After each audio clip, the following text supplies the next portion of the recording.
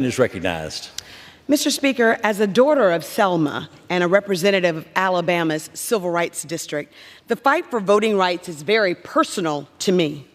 It was in Selma where hundreds of foot soldiers like John Lewis shed blood on a bridge for the equal right of all Americans to vote.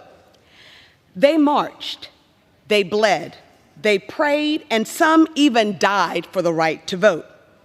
Mr. Speaker, the legislation before us today makes a mockery of their legacy. House Republicans' so-called SAVE Act is a dangerous, anti-democratic bill that would do nothing to protect our elections. Where our colleagues across the aisle claim that this bill will prevent non-citizens from voting, we know that it is already illegal for non-citizens to vote in federal elections. In fact, under current law, non-citizens would face up to 5 years in prison for attempting to vote in federal elections and even risk being deported. In reality, this legislation would purge thousands of eligible voters from the rolls, including Americans who recently got married or changed their last names, and those with military and tribal IDs. Americans should see this bill for what it is, a cynical attempt to sow doubt in the minds of voters about the integrity of our elections. It is yet another attempt to fan the flames of election denial by the same extremists who brought us the January 6th insurrection. Mr. Speaker, we are elected officials who should be fighting to protect and expand access to the ballot box, not restrict it. We should be working to advance the progress made by the civil rights and voting rights movement rather than rolling it back. But let's be clear. The biggest threat to our election is not non-citizen voting. It is the lack of federal oversight, which has allowed the states to advance hundreds of new laws and new bills, making it harder for Americans to vote.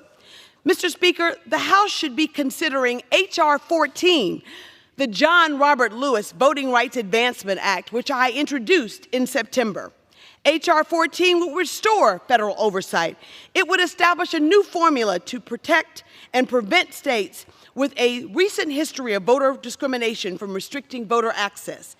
In doing so, it would protect access to the ballot box for every eligible American.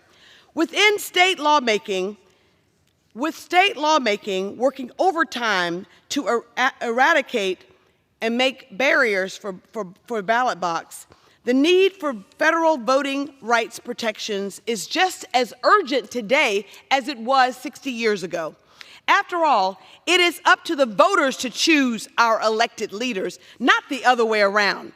Never did I think that 60 years after John Lewis was bludgeoned on a bridge in my hometown of Selma, Alabama, that I would be fighting to restore the full protections of the Voting Rights Act of 1965.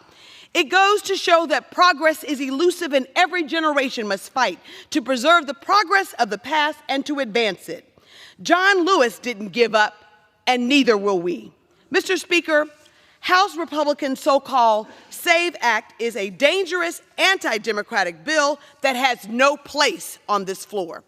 It is for that reason that at the appropriate time, I will be offering a motion to recommit this bill back to the committee. I urge my colleagues to join me in supporting the motion to recommit. Thank you, and I yield back the balance of my time.